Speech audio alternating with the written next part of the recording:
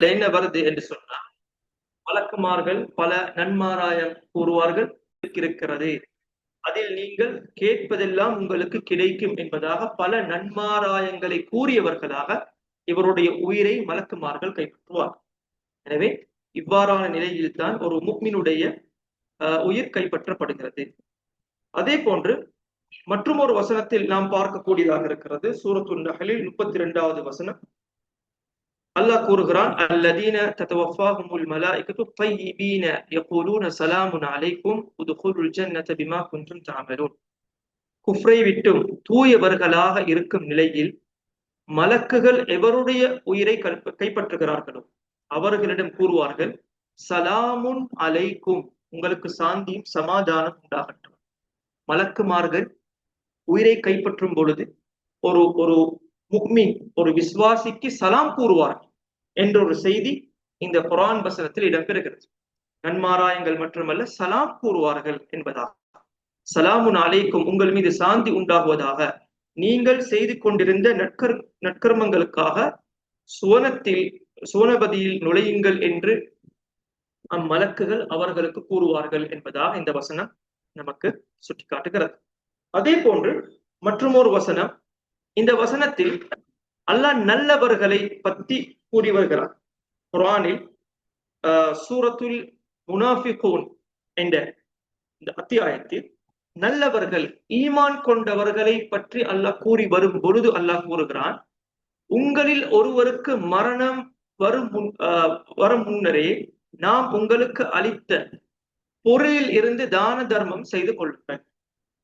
அல்லாஹ் கெட்டவர்களை பத்தி இங்க கூறல, நல்லவர்கள் ஈமான் கொண்டவர்களை பத்தி அல்லாஹ் கூறிக்கொண்டு வரும் பொழுது கூறுகிறான், அவ்வாறு செய்யாதவர்கள் தன் மரண தருவாயில், அதாவது ஈமான் கொண்டவர்கள் ஏதோ தரக்குறைச்சல்கள் வாழ்க்கையில் செய்திருக்கிறார்கள், எனவே அவ்வாறு செய்யாதவர்கள் தன் மரண தருவாயில், என் இறைவனே, என் தவணையை எனக்கு சிறிது பிற்படுத்த கூடாதா, அப்படியாயில் பிற்படுத்தி தந்தால் நானும் தான தர்மம் செய்து சாலிஹான நல்லவர்களில் ஒருவராக ஆகிவிடுவேன் என்று கூறுவான். இவர் யார்? நல்லவர். அதாவது உயிரை கைப்பற்றும் பொழுது, ரூஹ் கைப்பற்றும் தருணத்தில் கூட அவர் அதனை உணர்ந்ததன் பின்னால், உலகத்தில் நான் செய்த சில நற்காரியங்களில் குறைபாடுகள் என்னால் ஏற்பட்டிருக்கிறது என்பதை உணர்ந்து அல்லாஹ்விடம் ஒரு சந்தர்ப்பத்தை கேட்பார். மறுபடியும் நான் உலக வாழ்க்கைக்கு போய் நற்கர்மங்கள், அவர் குறிப்பாக சொல்லுவது தான தர்மங்கள் செய்து நாளும் சாலிஹான ஒருவராக மாறிவிட வேண்டும் என்ற ஒரு ஆசை அவரிடம் ஏற்படும். எனவே இவ்வாறான நிலையில்தான் ஒரு முஃமினுடைய ரூஹ் கைப்பற்றப்படும். அவர் அல்லாஹ்விடம் மறுபடியும் சில அமல்கள் செய்வதற்கும் அவகாசம் கேட்பார் என்பதாகவும் இந்த வசனம் நமக்கு சுட்டிக்காட்டுகிறது. அதே போன்று இந்த பகுதியில் காஃபிரின் உயிர் பிரிதலும் மரண வேதனை. நமக்கு பொதுவாக ஹதீஸ்களை நம்ம பார்த்தோம் என்று சொன்னா, ஒரு முஃமினுடைய உயிர் கைப்பற்றும் பொழுது அது ஒரு இலகுவான முறையில கைப்பற்றப்படும். பல ஹதீஸ்கள்ல பல உதாரணங்கள் வந்திருக்கிறது. ஒரு ஹதீஸில் ஒரு ஒரு காஃபிருடைய ரூஹ் கைப்பற்றுவது, அதாவது ஒரு பட்டாடையில் ஒரு முள்ளை போட்டு இழுப்பதை போன்று, அல்லது ஈரமான ஒரு பட்டுப்புடவை ஒரு முள்ளை சுத்தி அதனை இழுப்பதை போன்று என்பதாக ஹதீஸ்களில் வந்திருக்கிறது. அதே போன்று ஒரு முஃமினுடைய ரூஹை பொறுத்தவரையில் பல உதாரணங்கள் ஹதீஸ்களில் வந்திருக்கிறது. நான் ஆரம்பத்தில் கூறியதை போன்று ஒரு சொட்டு தண்ணீர் எவ்வாறு இலகுவாக, அதாவது லேசாக, அது தண்ணீர் என்பது இலகுவாக கீழே விழுந்துவிடும், சொட்டிவிடும், இதை போன்று அந்த ரூஹ் வெளியேறிவிடும் என்பதாக பல ஹதீஸ்களில் இடம்பெற்றிருக்கிறது. ஒரு காஃபிருடைய நிலைமையை பற்றி குர்ஆன் பல வசனங்களில் நமக்கு குர்ஆன் சுட்டி காட்டுகிறது. அதில் முதலாவதாக இந்த வசனத்தில் சூரத்துல் அன்ஆமில் 93வது வசனம் அல்லாஹ் கூறுகிறான், இந்த அநியாயக்காரர்கள் மரண வேதனையில் இருக்கும் பொழுது நீங்கள் அவர்களை பார்த்தால், உலகத்தில் அநியாயம் இழைத்தவர்கள், அல்லாஹ்வை நிராகரித்தவர்கள், இவர்கள் மரண தருவாயில் இருக்கும் பொழுது நீங்கள் அவர்களை பார்த்தால், மலக்குகள் தம் கைகளை நீட்டி இவர்களிடம் உங்களுடைய உயிர்களை வெளியேற்றுங்கள் என்பதாக கூறுவார்கள். அதாவது ரூஹ் என்பது இலகுவாக வெளிப்பட மாட்டாது.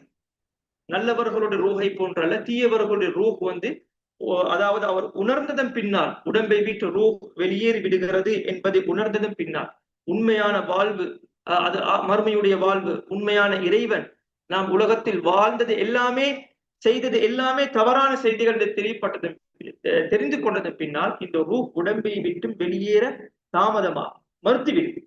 எனவே மலக்குமார்கள் உங்களுடைய உயிர்களை வெளியேற்றுங்கள், இன்றைய தினம் நீங்கள் இழிவு தரும் வேதனையை கூலியாக கொடுக்கப்படுவீர்கள், ஏனெனில் நீங்கள் உண்மை அல்லாததை அல்லாவின் மீது கூறிக்கொண்டிருந்தீர்கள், இன்னும் அவனுடைய வசனங்களை நம்பாது நிராகரித்து பெருமை அடித்துக் கொண்டிருந்தீர்கள் என்று கூறுவதை நீ காண்பீர் என்பதாக இந்த வசனத்தில் அல்லாஹ் நமக்கு கூறுகிறான்.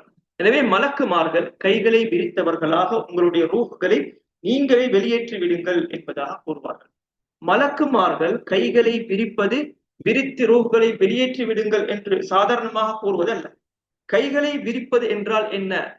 குர்ஆனில் மற்றும் ஒரு சூறாவில், சூரத்துல் அன்ஃபாலில் 50வது வசனத்தில் அல்லாஹ் கூறுகிறான், வலவ் தரா இத் யதவஃபல் லதீன கஃபருல் மலாயிகத்து யضربون وجوههم وأدبارهم وذوقوا عذاب الحريق.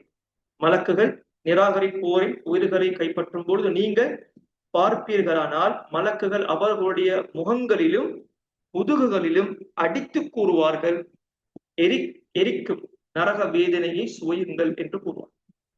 அதாவது மலக்குமார்கள், இந்த 2 வசனங்கள் நமக்கு என்ன சுட்டி காட்டுகிறது என்றால், நான் ஆரம்பத்தில் கூறியதை போன்று தீயவர்களுடைய ரூஹ் உடம்பில் இருந்து வெளியேறுவது தாமதம். அந்த ரூஹ் ஒரு தாமதமான நிலை, அதாவது அந்த ரூஹ் அதாவது அந்த ரூஹ் வெளியேறக்கூடியவர் புரிந்து கொள்வார் உண்மையான வாழ்வு, அது உண்மையான வாழ்வு எது, உண்மையான இறைவன், நான் இவ்வளவு காலம் உலகத்தில் வாழ்ந்தது எல்லாமே தவறு என்பதை புரிந்து கொண்டதன் பின்னால் இந்த ரூஹ் வெளியேறுவதற்கு தாமதமாகும். இந்த சந்தர்ப்பத்தில் மலக்குமார்கள் அவருக்கு உடம்பிலும் முகத்திலும் அடிப்பார், அடித்து இந்த ரூஹை வெளியேற்றி விடுங்கள் என்பதாக கூறியே அந்த ரூஹை கைப்பற்றுவார்கள் என்பதை தான் இந்த குர்ஆன் வசனங்கள் நமக்கு சுட்டி காட்டுகிறது.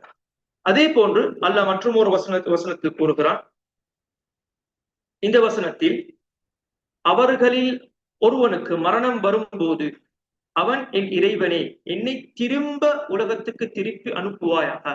அதாவது உண்மை நிலை புரிந்ததன் பின்னால், உண்மையிலே எது உண்மை, உண்மையான மார்க்கம், உண்மையான தூதுவர் யாரு, உண்மையான கடவுள் யாரு, இந்த நிலை புரிந்ததன் பின்னால் மறுபடியும் அவன் உலகத்துக்கு வருவதற்கு அனுமதி கேட்பான், அவகாசம் கேட்பான். எனவே என்று கூறுவான், நான் விட்டு வந்ததில் நல்ல காரியங்களை செய்வதற்காக என்றும் கூறுவான். அவ்வாறில்லை, அவன் கூறுவது வெறும் வார்த்தையே அன்றி வேறில்லை. அவர்கள் எழுப்பப்படும் நாள் வரையும் அவர்கள் முன்னே ஒரு தடுப்பு இருக்கிறது, அதனால் அவர்கள் உலகத்துக்கு திரும்பி வர ஆற்றல் பெற மாட்டார்கள். அவர்கள் மரண நேரம் வந்துவிட்டால் அவர்கள் மறுபடியும் உலக வாழ்க்கைக்கு திருப்பப்பட மாட்டார்கள். எனவே இந்த காஃபிருடைய ரூஹ் கைப்பற்றும் பொழுது அவன் உண்மையை யதார்த்தத்தை புரிந்து கொண்டதன் பின்னால் உலக வாழ்வுக்கு மறுபடியும் மீளுவதற்கு ஒரு அவகாசத்தை வேண்டும், மறுபடியும் நற்காரியங்கள் செய்வதற்காக வேண்டும்.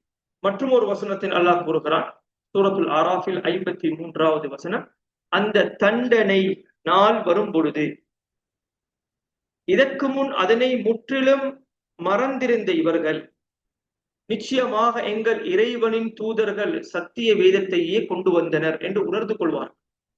எங்களுக்கு பரிந்து பேசக்கூடியவர்கள் எவரும் இருக்கின்றனரா?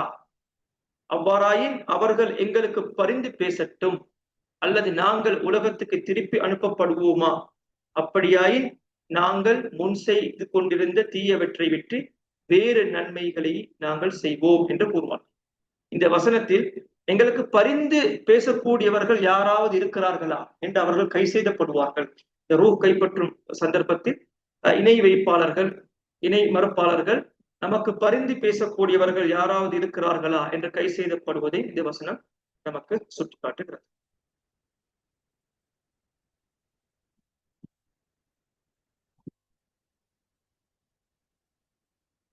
எனவே குர்ஆனில் பல வசனங்கள் ரூஹ் கைப்பற்றப்படுவதை விவரமாக, ஒரு முஃமினுடைய ரூஹ் எவ்வாறு கைப்பற்றப்படுகிறது, ஒரு காஃபிருடைய ரூஹ் எவ்வாறு கைப்பற்றப்படுகிறது என்பதை விவரமாக கூறுகிறது.